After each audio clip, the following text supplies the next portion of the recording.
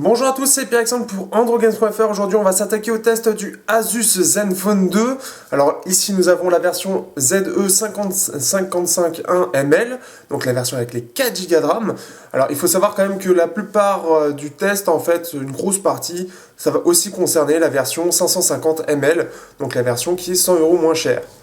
Alors, il faut savoir que ce téléphone, il a fait un gros bruit, notamment parce que il y a du Intel dedans, quad-core, 300 €, 4 Go de RAM, ça a fait grand bruit, et en plus de ça, voilà, donc il y avait en plus une ODR de 50 €, donc tout le monde s'est jeté dessus. Est-ce que je suis d'accord avec ça? Eh bien, pas totalement, et ça justement, on va voir ça dans le test tout de suite. J'ai beaucoup de choses à dire. Je suis très content qu'Asus m'ait contacté afin de tester ce Zenfone 2, mais malheureusement, j'ai beaucoup de choses à redire sur ce téléphone, notamment au niveau du design. Alors, j'avais regardé quelques tests qui avaient tendance à l'encenser, peut-être parce que c'était la hype du moment, parce que voilà, il avait des choses à revendre, mais pour moi, j'étais un peu plus déçu, et donc, bon, c'est des choses qui ont déjà été remontées au moment du test, hein. Mais voilà, il y a plein de petites choses, plein de petits défauts que je trouve sur ce design. Le premier, en fait, et c'est pas des moindres, c'est que, en fait, entre le 550 et le 551, donc il y a quand même 100 € d'écart, eh bien c'est exactement le même design. Ce qui change, c'est l'intérieur du téléphone.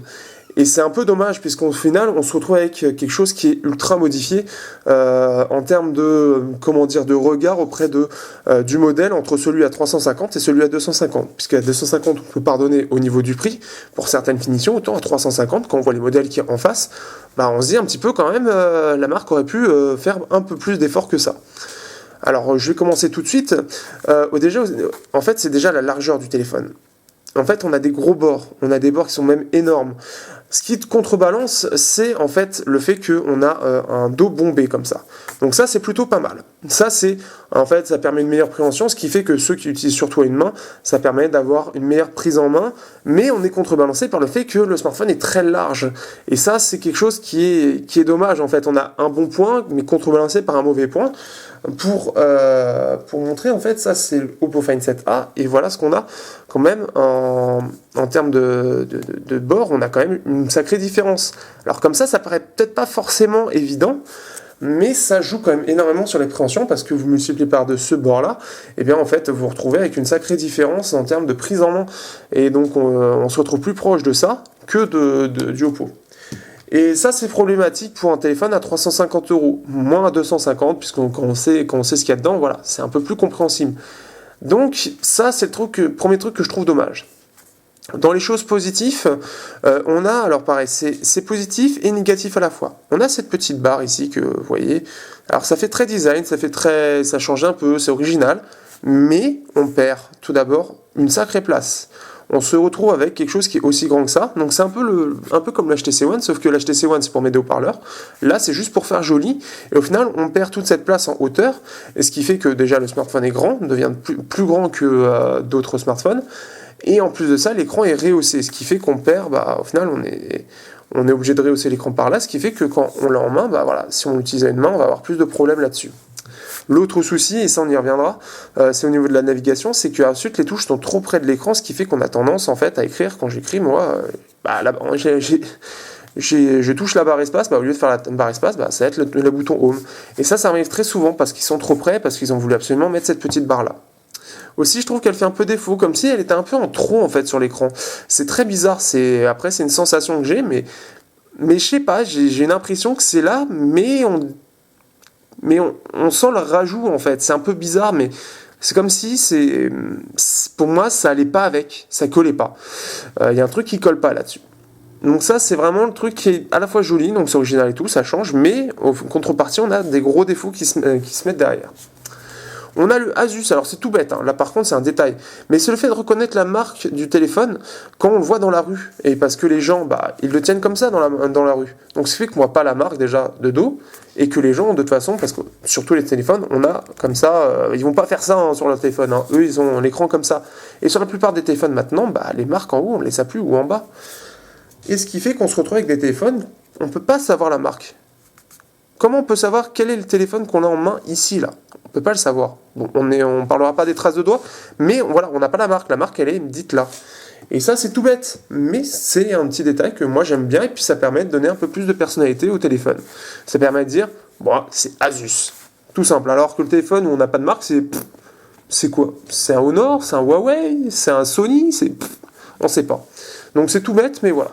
L'autre point sympa de ce téléphone, c'est le côté symétrique. En fait, Asus a voulu faire quelque chose de très symétrique. Donc, qu'est-ce qu'ils ont fait? Ils ont centré tous les boutons au milieu, ce qui permet que sur les côtés, en fait, on n'a rien, on est quelque chose de symétrique à part la prise jack. Le souci, c'est qu'au final, on se retrouve déjà avec un bouton power qui se retrouve ici, et il va falloir trouver un petit peu l'astuce pour pouvoir verrouiller facilement son téléphone, et ça, on verra sur la partie software. Parce qu'au final, vous pouvez le déverrouiller facilement. On va le montrer ici. Mais si on veut que le téléphone se reverrouille, il faut soit appuyer sur le bouton power, ce qu'on a tendance à faire, soit il faut deviner qu'il faut appuyer sur le bouton ici, là. Alors ça, il faut le deviner, hein. Donc ça, c'est dommage. Et Oppo avait fait quelque chose de bien, c'était que en gros, on pouvait reverrouiller n'importe où avec 2 fois le bouton home, ce qui n'est pas le cas aujourd'hui là-dessus, ce qui permet quelque chose de beaucoup plus simple que d'aller le chercher là-haut, ce qui revient quasiment au même que le bouton power. Donc ça, c'est quelque chose que je trouve très dommage. Donc on a le flash et l'appareil photo, donc 13 mégapixels, donc ça va, c'est assez discret, en plus il ne ressort quasiment pas. Donc ça, on doit ça aussi à la partie bombée. Le souci, c'est au niveau du bouton volume. Alors ça, c'est quelque chose qu'ils ont voulu reprendre de LG, qui n'est pas une mauvaise idée en soi. Après, donc c'est une question plus de, de philosophie. Mais pour moi, je préfère... Alors ça, c'est complètement personnel, mais je préfère que ce soit sur le côté plutôt, puisque c'est accessible n'importe où. Alors que si vous avez le téléphone posé, bah là, vous n'y avez pas accès. Donc ça, c'est une première chose. C'est pour moi un faux côté... c'est une fausse bonne idée d'LG. Alors après, dans la vie de tous les jours, apparemment, c'est utile, mais je trouve que c'est pas si pratique que ça. L'autre souci, c'est qu'au final, il aurait dû se retrouver plus bas, et peut-être qu'ils auraient pu faire à la manière d'LG, le bouton power, peut-être par ici, en fait. Puisqu'au final... on n'est pas trop, en fait, pour moi, sur mon utilisation, mon doigt, il est comme ça. Ce qui fait que, en fait, je dois tendre, comme vous pouvez voir, là, en fait, pour moi, là, je force, hein, je me fais mal carrément au doigt, pour aller sur le bouton volume. Au final, je suis obligé de reprendre. En fait, il tombe pas sous la main. C'est ça qui est dommage, c'est qu'il tombe pas pour moi sous la main. Et en plus de ça, le bouton est plutôt dur, en fait. Je pense que c'est aussi pour faire en sorte qu'il n'y ait pas de choses, mais déjà que, par exemple, pour moi, je suis obligé de forcer, mais en plus... ça se voit peut-être pas à la caméra, mais je tremble en fait parce que là je tremble parce qu'en fait j'appuie alors que mon doigt est déjà tendu en fait.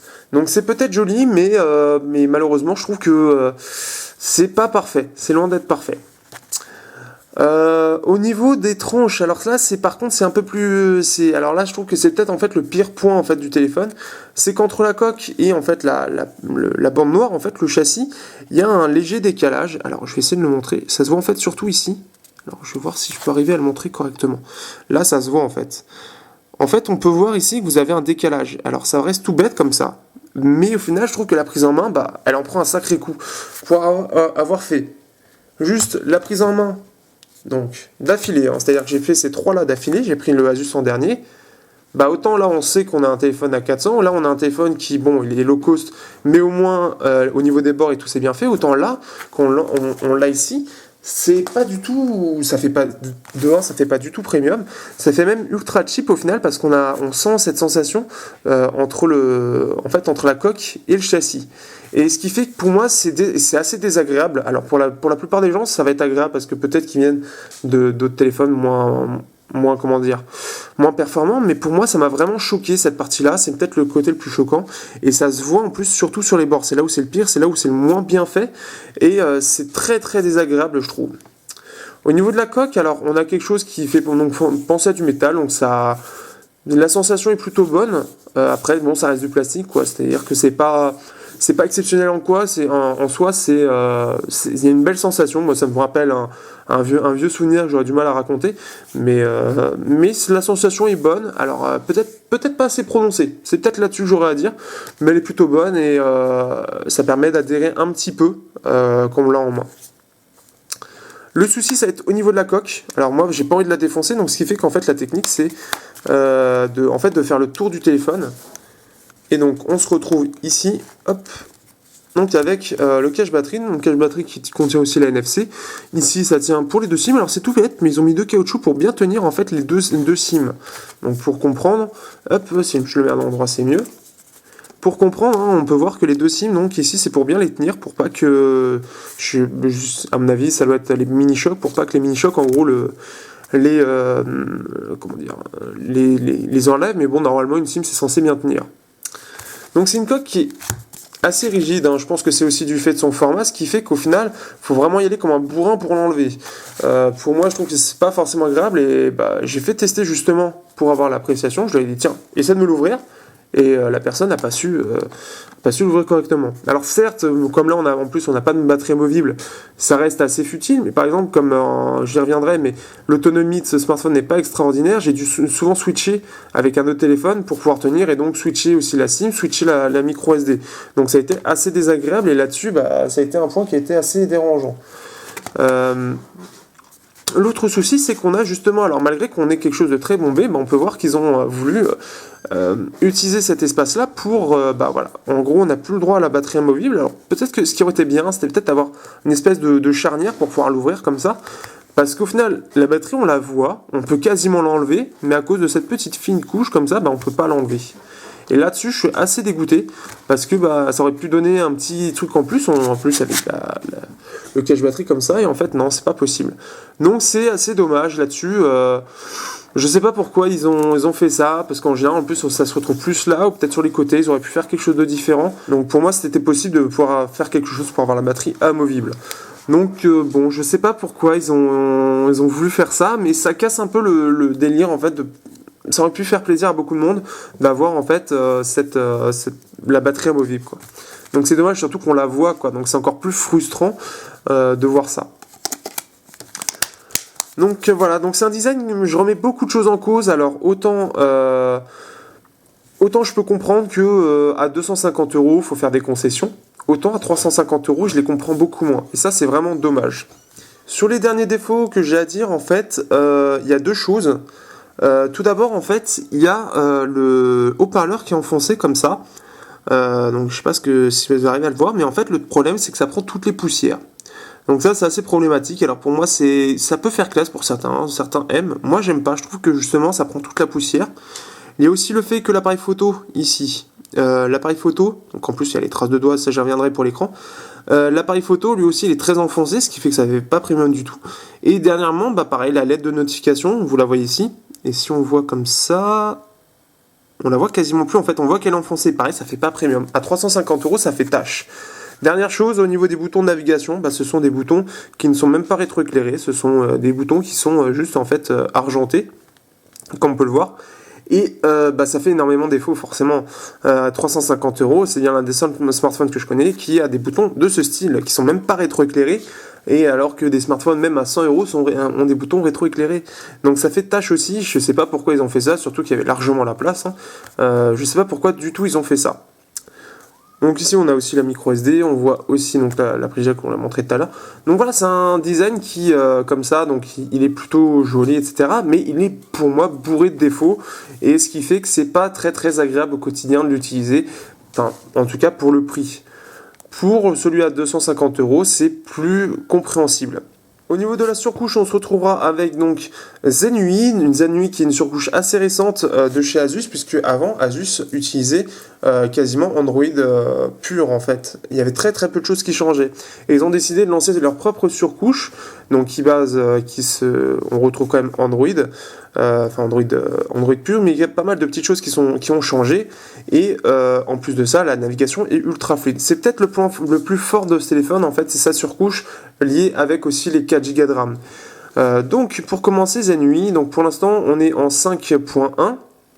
Si je dis pas de bêtises, non 5.0, et il devrait y avoir une mise à jour, alors pas 5.1 mais directement 5.2 d'après ce que m'a dit Asus, donc ce qui fait qu'on ne devrait plus avoir les soucis au niveau de l'autonomie, je l'espère, parce qu'il faut savoir que donc Android Lollipop avait un bug au niveau du Wi-Fi, ce qui fait que même en veille ça consommait énormément, et on se retrouvait donc avec une autonomie très mauvaise, et ça on y reviendra, mais voilà, au moins Asus là-dessus est pas mal. Et l'autre chose vraiment sympa, alors je sais pas si je vais pouvoir le montrer, mais on a des mises à jour très régulières.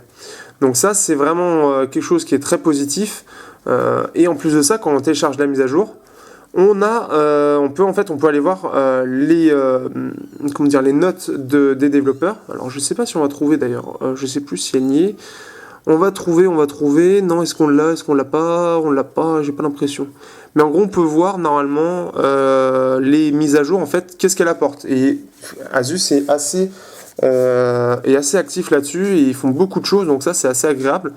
Mais malheureusement, il y a beaucoup de choses qui sont pas réglées, qui sont là depuis le début. Le gros avantage de cette surcouche, c'est qu'elle est très fluide. Extrêmement fluide même. Ah bah voilà. Donc on a l'avantage, on va pouvoir voir. Donc en fait, on peut voir toutes les mises à jour qui sont faites. Donc là, on a une mise à jour du 27 juin. Et on peut voir il y a plein de versions. Et on peut voir que donc il y a plusieurs pages même. Et donc on peut voir donc 551, 550. Et si on va dessus, on peut voir tout ce qui a été changé. Et on peut voir que là, il change énormément de choses. Donc c'est quelque chose qui est très positif là-dessus, c'est que sur la surcouche, ils ont mis le paquet, hein, clairement. Donc ça, c'est quelque chose de très très positif. Au niveau de la surcouche en elle-même, en plus, ce qui est sympa, c'est qu'elle est cohérente, c'est qu'elle est jolie, elle est fraîche, on va dire, dans le sens où les couleurs sont à la fois jolies, elles sont agréables, et en plus elles sont assez dans les tons clairs en fait à chaque fois. Donc le bleu ciel, le vert, pas vert pomme, mais je sais pas quel vert, mais un vert un peu pastel. Et c'est toute la surcouche en fait est comme ça. Et d'ailleurs, hop, si on même le clavier est comme ça, et c'est super agréable. Tout est fluide, etc. Donc ça c'est vraiment quelque chose de très très positif sur cette surcouche. Bon, alors après, tout n'est pas rose, il y a une chose qui me saoule réellement, c'est au niveau des applications Asus. Il faut savoir qu'on peut mettre donc à jour les applications Asus à part en fait des mises à jour classiques. Et le problème qui me pose en fait, c'est surtout ce que vous allez voir en fait, sachant que nous on utilise des applications, et puis même quand vous changez de téléphone, vous voulez retrouver facilement vos applications. Donc moi, le truc qui m'énerve un peu sur cette surcouche, c'est les applications Asus. Alors déjà, vous pouvez voir, il y en a un paquet. Et là vous voyez, c'est tout ce qu'il y a en fait sur le téléphone. Le souci, c'est que ça se retrouve sur notre compte Play Store. Donc c'est problématique, puisque si on regarde un peu les applications, et là, on va se retrouver avec toutes les applications Asus. On les voit, et on en a plein, et on en a plein, et on en a plein. Et c'est envahissant. Comme on peut voir, vous avez vu tout ce qu'il y a, et en fait, pour voir après tout ce qu'il y a après, il faut faire quand même un bon passage au niveau des Asus. Et ça, c'est vraiment dommage, ça casse un peu tout l'ensemble de la surcouche. Enfin, ça casse. C'est le petit truc qui m'a saoulé sur cette surcouche, c'est ça. Après, il y a d'autres choses qui sont... Après, l'ensemble de la surcouche est bonne, mais ça, c'est le petit défaut que j'aurais à dire sur cette surcouche. C'est bien ça, c'est ce petit truc-là. Donc aussi vous avez donc, comme vous pouvez voir ici, donc les thèmes. Enfin, on peut gérer l'accueil, donc application, modifier page, donc on peut regarder, donc on peut voir ici. On peut voir que c'est toujours très très fluide en plus. En fond d'écran, on a pack d'icônes, donc qui permet donc d'avoir des packs d'icônes différents, donc quelque chose qui commence à être très répandu de toute façon. On a des thèmes, on a des effets de défilement, donc on commence à avoir des choses qu'on retrouve sur les launchers maintenant, qu'on trouvait sur Google Play. Maintenant, voilà, on se retrouve avec des choses comme ça. Préférences, on a même des petites préférences, donc comme vous pouvez voir, il y a pas mal de petites choses, comme si en fait on avait un launcher comme Go Launcher, Nova, des choses comme ça. On a même la police et tout qu'on peut changer ici. Donc c'est vraiment quelque chose qui est là-dessus très positif. Mais c'est aussi dans l'air du temps, donc voilà, ils ont réussi à instaurer ça assez rapidement, peut-être même un peu plus tôt que les autres, si je dis pas de bêtises, et de façon très cohérente, et ça c'est vraiment très agréable. Donc on va faire un petit tour au niveau des paramètres. Donc déjà on peut voir qu'on a affichage, donc la petite chose qui change un petit peu, c'est surtout la couleur d'écran, donc quelque chose qu'on commence à voir un petit peu partout, mais qui est assez complète, puisqu'on peut voir que donc on peut avoir équilibré, filtre bleu. Donc vous savez, le filtre bleu, c'est ce qui nous empêche un peu de dormir, qui nous abîme les yeux, qui nous fatigue les yeux. Et alors, on a un petit mode en fait pour avoir ce mode jaune qui permet d'éteindre un petit peu plus la partie bleue en fait des pixels, d'avoir juste un minimum de bleu. On a vive, donc pour avoir des couleurs très vives, et on a même personnalisé, on va pouvoir tout gérer. Donc la température, la teinte, la saturation. Donc ça, c'est quelque chose que je trouve pas mal, qui est plutôt bien foutu et assez clair. Ensuite, on a ZenMotion, gestuelle tactile. Donc là, on va se retrouver avec donc extinction de l'écran, donc double frappe. Donc en fait, il faut savoir que c'est là. Je sais pas si Deux fois rapidement sur un emplacement vide de l'écran. Donc soit en fait, voilà, c'est soit on doit le mettre ici, soit il faut l'avoir en fait, hop, soit il faut être sur un emplacement vide de l'écran et c'est tout en fait. Donc bon, c'est un petit peu limité, mais c'est là. Moi j'aurais préféré qu'ils se mettent aussi sur le bouton Home pour pouvoir l'éteindre quand on veut. On a bien sûr tout ce qui est classique, donc double tap pour le sortir de veille, avec les différentes lettres W, S, E, C, Z et V pour lancer une application quand le téléphone est en veille.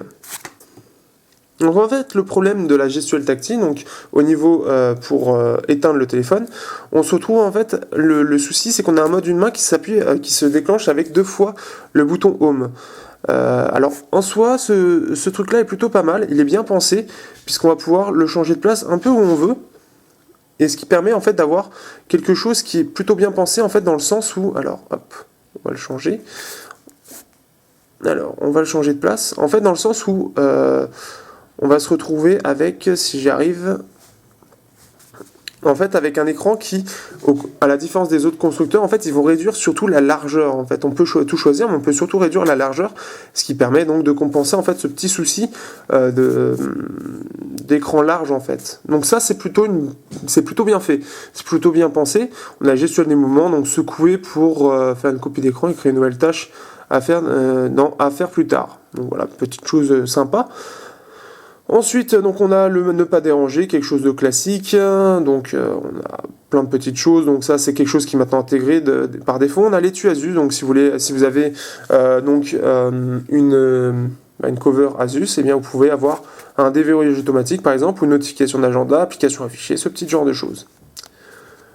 Au niveau du stockage, petit souci, alors on a quand même 32 Go, donc 26 de disponibles. Mais par contre, pour ceux qui veulent peut-être avoir énormément d'applications de ce type jeu qui veulent mettre sur la micro SD, malheureusement c'est pas encore le cas, pas sur cette version-là en tout cas, en espérant qu'ils l'ajouteront plus tard. Mais bon, après, je trouve que là par contre c'est peut-être un faux débat, puisqu'il a quand même 26 Go de libre, normalement on peut mettre largement ce qu'on veut en termes de jeu. Ensuite, on se retrouve donc application utilisateur, donc savoir si il y a des invités ou pas. Batterie. Donc batterie, on a quelque chose qui est classique, mais par contre, en fait, la gestion de la batterie, c'est juste en dessous, c'est Power Management, qui n'a pas été traduit. Donc gestionnaire de démarrage, donc là on peut choisir les applications qui démarrent dès le départ ou non. Et on a en fait le Power Saver, j'y reviendrai, donc qui permet d'avoir différents modes de batterie, etc. Et on peut voir que malheureusement ils n'ont pas été traduits. Pour terminer, on a les paramètres personnalisés, donc c'est un petit peu toutes les choses qui savent pas trop mettre. Donc appuyez maintenant pour afficher le menu si on fait application récente. Format de fichier en capture d'écran, on peut même choisir si on veut en JPEG ou PNG. Enfin PNG, pardon. Bon, JPEG, ça reste le classique. On a le mode gant, donc une plus grande sensibilité. Installation d'application, donc en fait c'est juste que je ne savais même pas, je viens de voir ça, c'est qu'on peut voir que c'est ici qu'il faut le gérer. Alors pourquoi ils l'ont pas mis ? Pourquoi c'est mis ici ? Pourquoi ce n'est pas dans stockage ? Ça par contre c'est dommage, puisque au final on se retrouve, il faut aller chercher dans un menu et dans un sous-menu derrière, qui n'est pas dans stockage. Donc il faut le savoir. Réglage rapide, donc ça c'est ce qu'on a ici. Donc si vous voulez régler, c'est ici. Et réglage par défaut pour les remettre par défaut. Donc voilà, petite chose donc, que je venais de remarquer, c'est qu'au final, on peut, pour mettre les applications sur le stockage externe, et bien c'est via cette option-là. Donc pour ceux qui regarderont et qui sont intéressés, voilà, vous pourrez peut-être découvrir quelque chose de nouveau. On a le mode facile, donc je vais pas le montrer, c'est quelque chose qui est maintenant assez répandu, des plus grosses icônes, quelque chose de beaucoup plus simplifié, qui peuvent permettre pour les gens qui utilisent, justement pour des gens qui, voilà, on va dire, qui sont pas très très à l'aise, et bien ça peut être pratique. Écran de verrouillage, donc pour verrouillage de l'écran, balayer l'écran, schéma, etc. Donc du classique. Appareil photo instantané, double-cliquer sur la touche de volume pour lancer l'appareil photo depuis la veille. Voilà. Et ensuite, voilà ce qu'on peut en dire un petit peu. Donc, au niveau des paramètres, on a quelque chose, mais voilà, juste le petit truc, c'est paramètres personnalisés d'Asus. Ils ne savaient pas trop où mettre tout ça, donc ils ont mis un peu tout ça. Et installation d'application ici, je trouve que c'est pas forcément le plus pratique, sachant que la plupart des smartphones aujourd'hui, on peut le trouver directement dans stockage, ce qui est un peu plus logique. Donc, faut le savoir. Donc sinon, voilà, cette surcouche, voilà, elle est extrêmement fluide, comme je l'ai dit. Petite chose à montrer, c'est bien donc la RAM. Donc là, on peut voir un peu toutes les applications. Alors là, c'est un petit peu, peut-être un peu loin. Donc ce qu'on va faire, on va lancer plein d'applications. Voilà. On va tout fermer. Donc voilà. Et on va lancer plein d'applications, tout simplement. Hop, dans ton chat. Dans ton chat. Ensuite, on va sortir Gmail rapidement. Hop. Ensuite, Chrome. Donc, accepter. Oui, comme je ne l'ai pas utilisé, ok. Ensuite, Playfilm. On va en sortir plein, tout simplement. Pour montrer à quel point, par contre, là-dessus, il faut être honnête, c'est juste mortel. Hop, on va ressortir de là. Gestionnaire de page. Voilà, donc là il charge de toute façon en arrière-plan. Ensuite, qu'est-ce que nous avons? Donc nous avons Twitter, tout simplement. Ensuite, on va pouvoir ouvrir quoi? WordPress, je ne sais plus si je me suis logué dessus. Donc lui, normal. Hop. Bon, les API Geek pour terminer. Donc là, ça nous fait quand même un bon panel d'applications ouverts. Hein. Comme vous pouvez voir, on va peut-être terminer sur... allez... Donc là, oui, ok, hop. Donc Google Play, qu'on a ouvert tout à l'heure. D'ailleurs, au niveau des applications, pendant que je suis en train de dire ça, alors ce que je pige pas, c'est qu'on est Clean Master et Doctor Safety, TripAdvisor, Zenny, enfin, la plupart des applications qui sont là ne servent strictement à rien. TripAdvisor, c'est vraiment ultra limité. Clean Master, j'ai pas du tout compris l'intérêt. On a 4 Go de RAM, autant l'utiliser. Si c'est pour les nettoyer tout le temps, ça sert à rien. Doctor Safety, il n'y a pas vraiment d'antivirus, c'est vraiment juste pour comme ça. Là, on a même carrément une application pour arriver à l'économisateur d'énergie. Donc là, on va voir un petit peu, on commence à avoir pas mal d'applications ouvertes. Quelle était la première application qu'on a ouverte? On va dire celle-ci. Hop, on revient directement dessus. Donc là, il y a les pubs, ok. Ensuite, Deezer, qui était la toute première, direct dessus. Alors ça, je trouve que, sincèrement, c'est réellement utile dans le sens où, en fait, on n'a pas besoin d'attendre que l'application se réouvre et ça nous fait gagner un gain assez énorme en termes de temps. Et c'est assez impressionnant le nombre d'applications que ça peut emmagasiner sans problème, sans broncher. Et là-dessus, j'ai réellement été impressionné. Donc c'est vraiment le gros côté positif. Si vous êtes, en fait c'est vraiment le centre de ce téléphone, c'est bien la surcouche et surtout la RAM qui est juste ultra bien foutue. Et donc pour ceux qui sont morts sur les applications, qui en balancent 150 applis par jour, et bien là-dessus le Asus se démerde vraiment très bien et tout en fluide. On a un gestionnaire de RAM qui est juste excellent. Donc les 4 Go forcément on arrive à avoir nombre de RAM juste impressionnant, enfin nombre d'applications dans la RAM impressionnant qu'on peut rouvrir directement comme on vient de voir. Donc ça c'est vraiment un truc de dingue. Qu'est-ce que je peux montrer? Je peux montrer rapidement l'application musique. Donc morceau. Ah oui j'ai plus de... D'accord. Donc en gros c'est quelque chose qui est plutôt sympa, c'est plutôt bien foutu, c'est joli comme d'habitude. Après c'est voilà, c'est du classique on va dire, c'est pas hyper recherché mais c'est très joli et c'est fluide comme d'habitude. Et on viendra de toute façon sur le son tout à l'heure. Donc on a fait un peu le tour de la surcouche, donc une surcouche qui est plutôt bien foutue comme j'ai dit. J'étais agréablement surpris sur ce point-là. C'est peut-être le souci, c'est peut-être le trop grand nombre d'applications Asus installées et ensuite qui se mettent sur notre compte Google, qui viennent un petit peu casser tout ça. Et on peut voir qu'il y en a même d'autres ici comme Omelette Chat que j'avais omis de citer, qui lui ne sert strictement à rien aussi. Donc voilà, c'est une surcouche qui est bien, mais si on peut virer un maximum d'applications, c'est mieux. Au niveau de l'écran, alors l'écran de ce Asus, donc c'est un écran 1080p qui est donc plutôt correct, sans exceller réellement. Son petit avantage, c'est le fait qu'on puisse réellement, au niveau de l'écran, on peut faire ses propres réglages, ce qui permet d'avoir peut-être des couleurs plus justes. Donc pour ceux qui sont les plus maniaques sur ces couleurs, et bien vous pouvez voir qu'on peut pas mal changer les couleurs. Donc là bon j'abuse un peu, hop. Mais on a donc un écran qui est correct, qui s'en sort bien sans être réellement exceptionnel. Il se démarque pas. L'avantage c'est que comme on a un thème très coloré, ça le met un petit peu en avant, mais il n'est pas exceptionnel en soi. C'est un bon écran sans plus. Le souci que j'ai eu pour moi, c'est plus apparemment du côté de la luminosité. Alors moi, je peux trouver de problème là-dessus. La luminosité au maximum est plutôt correcte, autant que les autres. J'ai pas eu plus de soucis que ça au niveau du soleil. Et la luminosité minimum est assez correcte, peut-être un peu moins bonne que les autres. Là-dessus, on est peut-être un petit peu trop lumineux au minimum. Donc c'est un peu le souci. Par contre, le souci que j'ai, moi, c'est plus au niveau de la dalle, qui elle prend énormément les traces de doigts. J'ai commencé le test, on peut voir qu'il y a des traces de doigts partout. Et pourtant, vous me connaissez de toute façon là-dessus, je suis pas du tout un maître d'avoir aucune trace de doigt, mais ça me permet justement de voir s'il y en a plus ou moins. Et là, ça fait partie des mauvais élèves chez moi. C'est là où j'en ai un peu le plus. On n'a pas trop l'impression qu'il y a comment dire, enfin, en tout cas le traitement de la dalle n'est pas exceptionnel, ça accroche un peu, les traces de doigts ça se mettent énormément, donc c'est un peu le souci. Donc voilà, du côté d'écran c'est pas exceptionnel, c'est bien mais c'est pas exceptionnel en soi. euh, c'est un écran qui se gravira normalement comme tout le monde, et surtout qu'on a l'avantage quand même de pouvoir gérer au niveau de l'affichage avec les couleurs d'écran. Donc ça permet de combler un petit peu ce petit souci au niveau des couleurs pour certains qui trouvera peut-être que c'est un peu trop terne, ou alors voilà, ça permet des réglages quand même plutôt sympas. Au niveau du son, il va falloir passer, donc pour gérer le son lui-même, par l'assistant audio, donc c'est quelque chose qui est à part, il faut le savoir, et donc qui a été modifié depuis. Donc il faut savoir que, en gros, pour gérer le son, voilà, ça va être très simple, hein, ça va être comme ça.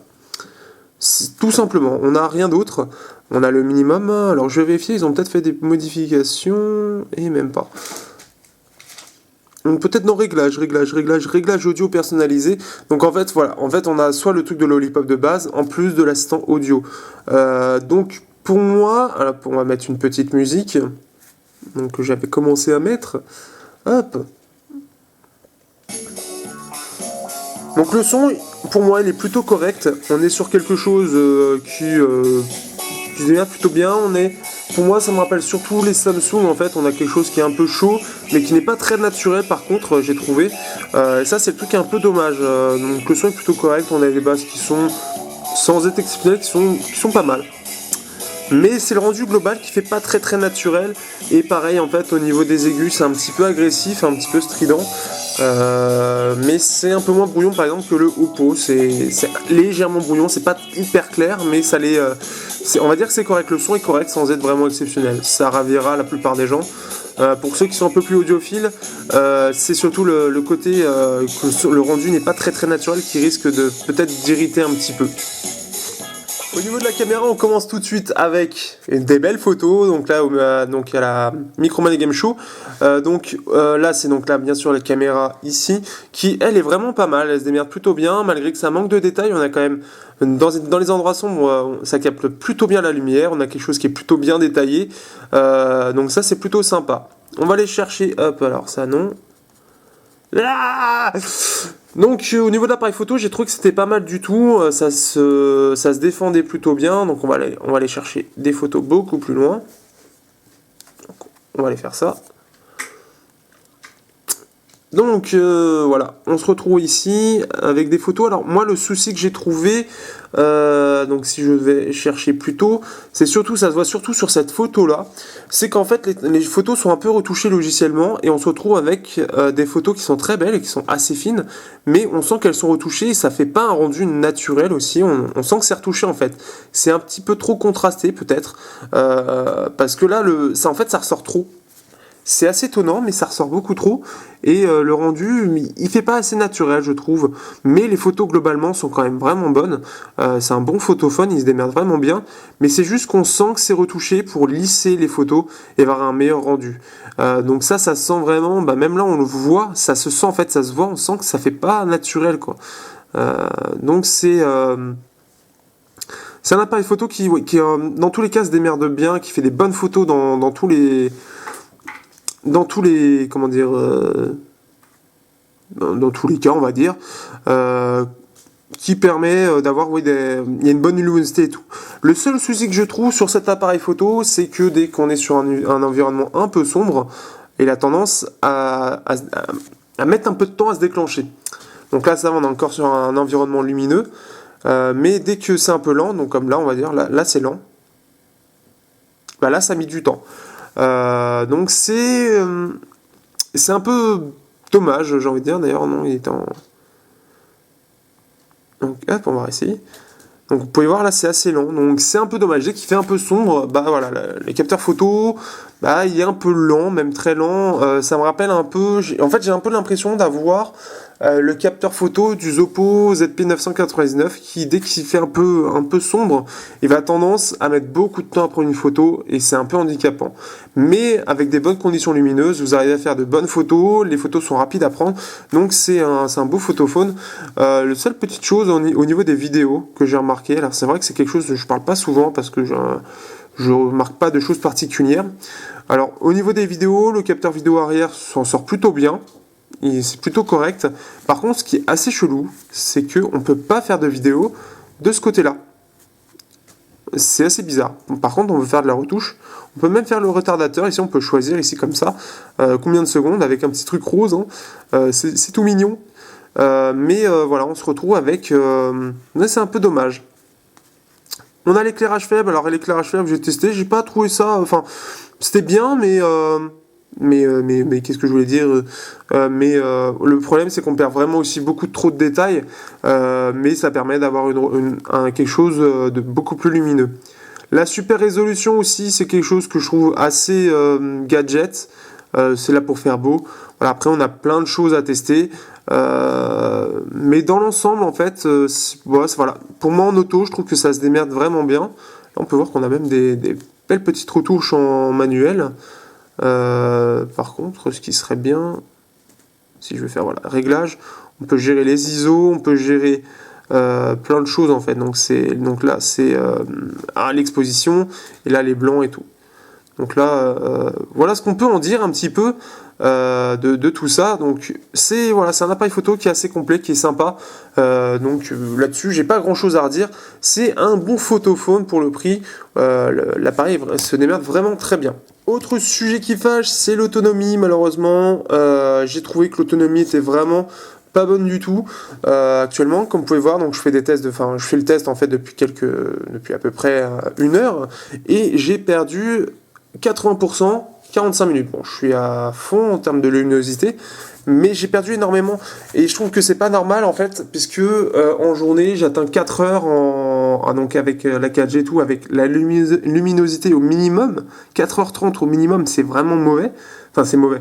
Pour une phablette, avec une batterie de 3000 mAh quand même, on a vraiment une autonomie vraiment très très mauvaise. Et en Wi-Fi, c'est pas forcément mieux. En fait, ça allait beaucoup mieux déjà quand j'ai enlevé la SIM pour passer à un autre téléphone.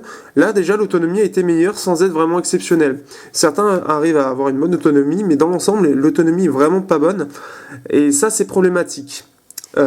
Puisque en fait, ça m'a fait énormément défaut dans mon test, donc je ne l'ai pas utilisé énormément en tant que téléphone principal, parce que l'autre problème qu'il y a, c'est qu'il se recharge vite seulement avec son chargeur d'origine, qui a la recharge rapide, mais avec les autres chargeurs, j'ai testé plein de chargeurs, j'ai testé mes batteries externes, j'ai testé tous mes chargeurs chez moi, et il met un temps considérable à se recharger. C'est 1% toutes les 5 minutes. Quand ce téléphone, mon petit Xiaomi Redmi Note, lui, il met 1% toutes les 2 minutes alors qu'il a absolument strictement aucune, technologie particulière pour le rechargement rapide. Il est même plutôt lent. Lui, il arrive malheureusement à être plus lent dans ce cas-ci. Et ça, c'est compliqué.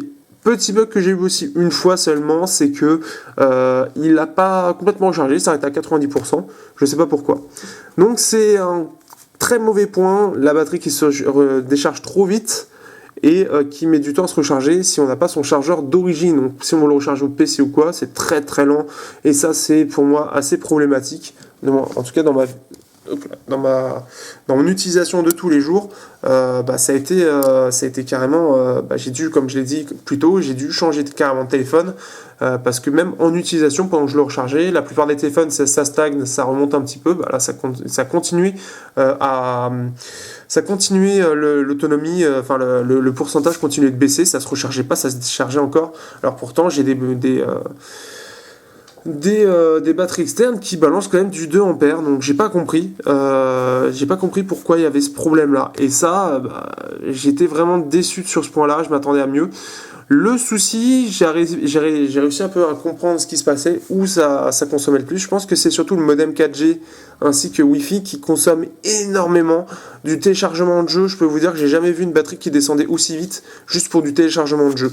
Donc ouais, c'est vraiment le gros souci. J'espère qu'avec 5.2 ce sera réglé. Je suppose que pour moi c'est à cause de la version 5.1 d'Android qui est le problème.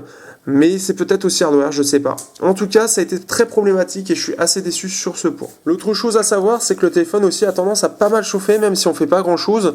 Donc c'est un peu comme tous les téléphones, notamment Qualcomm, on a tendance à avoir un téléphone qui chauffe pas mal. Donc c'est autant que les autres, hein. Mais ça peut aussi être la cause du fait qu'on ait une autonomie pas extraordinaire, je suppose. Mais voilà, par exemple, ayant eu un Note 3, ayant un Redmi Note qui n'a pas la même configuration mais qui est un petit peu moins bon en termes d'autonomie que le Note 3, bah là c'est largement en dessous, alors que pourtant on a à peu près la même configuration qu'un Note 3, mais on est largement en dessous en termes d'autonomie, et ça c'est incompréhensible, et j'espère que ce sera réglé très bientôt. On se retrouve sur un score de 47 000 points sur Antutu, donc c'est pas mal du tout. Donc pour savoir ce qu'on a exactement, hop, on va faire ça. Donc 47 000 points, c'est le haut du panier, comme on vient de voir, en dessous d'un Galaxy Note 4, mais au-dessus d'un OnePlus One. On va voir ça dans les faits, parce que forcément, en fait, le problème que j'ai, moi, avec Intel, donc on a le Intel Atom Z3580, avec un PowerVR ROG G6430, donc voilà, on peut voir ça. On a les 4 Go de RAM aussi qui aident pas mal, donc à dire que, enfin, à pousser un peu au niveau des benches. Donc si on compare avec un OnePlus One, donc au niveau du multitâche, on est inférieur. Au niveau du moteur d'exécution, on est supérieur. Donc CPU, on est supérieur. Le processeur, alors vous voyez, c'est quelque chose déjà qui me choque un petit peu. C'est qu'en un seul corps, on est à 2000. Par contre, en multi, on est largement supérieur. En fait, ce qui me gêne un peu chez Intel, c'est qu'ils ont tendance à truquer les benchmarks. Et ils ont fait très fort, en fait, les premiers processeurs, notamment le Z2560, ils avaient fait très très fort là-dessus. Et en fait, ils ont vu qu'en testant avec un autre benchmark, en fait, qui soit pas catalogué par l'appareil comme un benchmark, et c'était 20% moins bon. Donc c'est quelque chose, il faut faire très très attention. En graphisme 2D, on a 1707. En graphisme 3D, donc le OnePlus One gagne aussi. Donc là, on est meilleur en RAM et en vitesse RAM, forcément. Donc voilà, donc faut faire très très attention aux résultats en benchmark surtout. Donc déjà en général il faut faire un petit peu attention, mais il faut faire encore plus attention du côté de Intel. Et non pas Asus, mais bien Intel. On se retrouve sur Geekbench, et donc ici on voit au niveau des scores qu'on est sur quelque chose de très très différent, puisque là on fait 908 en single core et 2828 en multicore. Donc ce qui fait que si on compare, hop, si tu veux bien, on est comme un Snapdragon 801. Alors que, voilà, donc ça en single core et en multicore, on est pareil qu'un 801. Donc c'est ça qui est assez étonnant, c'est que autant sur Geekbench, ça a tendance à y aller, hein, genre on est ultra puissant et au final, ils sont pareils. Donc c'est quelque chose, comme je vous l'ai dit, il faut faire très très attention, notamment au tutu. Mais là on voit une différence déjà en termes de ce point qui est assez similaire. Au final on a une puissance similaire. Donc on se retrouve sur GFX Bench, là on s'attaque à la comparaison avec un Galaxy Note 3. Donc on peut voir, donc sur Manhattan il fait un score équivalent, sur T-Rex par contre il fait moins bien de quelques dizaines de pourcents. Après en général, donc on peut voir, c'est surtout du côté de Samsung. En général Qualcomm fait bien sur les petits tests. Au niveau de la qualité des drivers, on est sur quelque chose d'à peu près similaire. En MP, on n'est pas sur une très très bonne qualité. Et en HP, avec précision, on est sur quelque chose de correct. Alors le truc qu'il faut savoir, c'est que, donc là c'est un Snapdragon 800 de ce côté-là. Il faut savoir que le gros souci au niveau des jeux, jusqu'à maintenant en tout cas, et ça on va revenir dans la partie jeu, c'est au niveau de la compatibilité avec Intel. Et ça, on va y revenir très très vite. On se retrouve sur Implosion, un jeu qui est assez récent. Alors, il faut savoir que au niveau de la compatibilité avec les jeux, avec Asus, les derniers drivers en fait, parce que je vous explique. En fait, donc on utilise le moteur Art pour les jeux. Donc avant on avait Dalvik, maintenant on a Art avec Lollipop par défaut. Et il faut savoir qu'il y a un moteur d'exécution pour Intel en fait, en plus de Hart. Donc c'est-à-dire que vous avez deux moteurs, un moteur pour transformer en gros, plus le moteur pour exécuter. Et le souci c'est qu'avec certains jeux, malheureusement ça n'a pas très bien marché. Globalement ça s'est extrêmement bien amélioré ces derniers temps, on est très loin des résultats assez catastrophiques des derniers Intel, et surtout du Z3560 qu'on avait testé sur le Google Nexus où c'était assez catastrophique, puisqu'on était loin d'avoir les graphismes à fond. Donc ici ça se rattrape vraiment, on a vraiment une très grosse différence, et on va regarder ça après avec d'autres jeux. En tout cas, on peut voir que sur Implosion, c'est très fluide et ça, c'est agréable. Mais globalement, on va dire que ça vaut à peu près un S800 avec quelques incompatibilités. Dont par exemple, on a toujours Dead Trigger 2. Alors, autant sur la Nexus Player, ça marchait pas trop mal. Autant, on va regarder juste après, sur celui-là, ça rame à mort. Autre chose à savoir, ReptiGP2 a exactement le même problème que sur la Nexus Player, c'est-à-dire que si on met tout à fond, avec les shaders à fond, le jeu plante tout simplement, et il faut donc on peut pas donc avoir tout à fond pour y jouer, ça c'est un peu dommage, malgré ça le jeu est fluide. Donc on se retrouve sur Dead Trigger 2 et le jeu en fait donc a tendance à ramer dès qu'en fait il y a du monde d'affiché. Alors on va voir si on arrive à reproduire un peu ce problème. Mais en fait, c'est le souci, c'est dès qu'il y a un peu trop de monde affiché, le jeu a tendance, voilà, déjà on a 2-3 gonzes, ça commence en fait, on perd très vite en FPS, et encore je trouve que là ça s'est amélioré, donc ils ont dû améliorer peut-être le moteur, mais de base le jeu était vraiment injouable dès qu'il y avait un peu trop de zombies affichés. Voire même en fait actuellement, et je pense que la dernière mise à jour que j'ai faite très récemment a permis de régler ce souci. Donc c'est une bonne nouvelle au final, c'est qu'on se retrouve avec un jeu qui est beaucoup plus fluide qu'avant. Il faut savoir que quand je l'ai testé, le jeu était absolument injouable. C'est-à-dire qu'on était à peu près à 15 ou 20 FPS et c'était juste horrible d'y jouer. Donc on peut voir que en fait, le souci était bien au niveau du moteur en fait, de Intel. Donc bonne nouvelle, au moins ça veut dire que Intel fait en sorte de rendre son processeur compatible avec un maximum de jeux, et ça c'est une bonne nouvelle. Donc maintenant on va passer à la suite, et comme ça permet de devenir un peu moins sceptique auprès du processeur, donc c'est à dire qu'il y a une très grosse amélioration depuis ces derniers temps. On se retrouve sur Table Tennis pour continuer un peu ce test. On fera un petit quatrième jeu, donc là Table Tennis c'est un jeu qui à la base est exclusif, qui est que pour Lollipop, et on voit que donc c'est complètement fluide. Donc le jeu maintenant le processeur Intel, voilà, en fait ce que je peux en dire c'est que quand j'ai reçu le téléphone j'étais extrêmement sceptique quand j'ai testé les premiers jeux, et les mises à jour qui ont été faites entre temps, et notamment la dernière, a permis de régler même les derniers soucis que j'ai pu rencontrer, notamment avec Dead Trigger 2.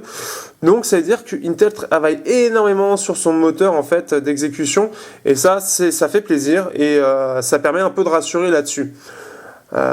Donc c'est une bonne nouvelle, et ça permet un peu de rehausser un peu le Asus sur pas mal de points, enfin surtout sur ce point-là au final.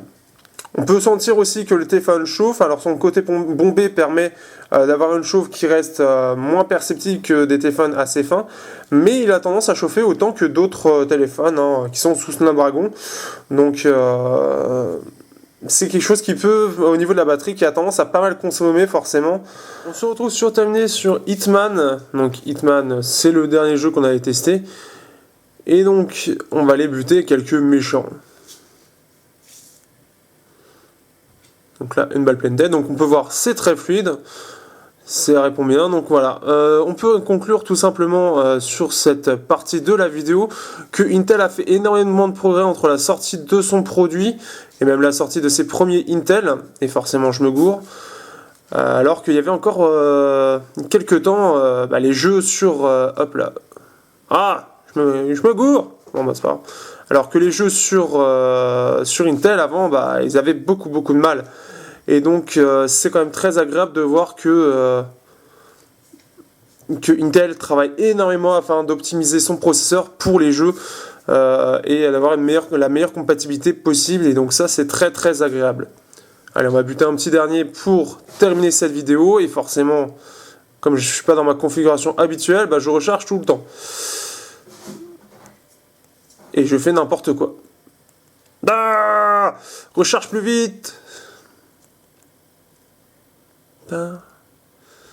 Et là, je l'ai tué. Il est mort, Jim. Pour ceux qui connaissent.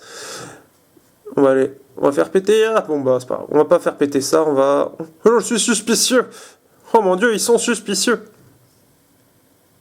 Bon, voilà, donc on va terminer là-dessus, sur ce beau fail de tir encore, pour vous dire, voilà, donc on va passer maintenant à la conclusion. Conclure de ce Asus Zenfone, eh bien, c'est qu'il a une partie interne, donc tout ce qui est software et processeur, qui a énormément évolué déjà au fil des mages, et qui est très fluide, qui a un très très gros avantage là-dessus.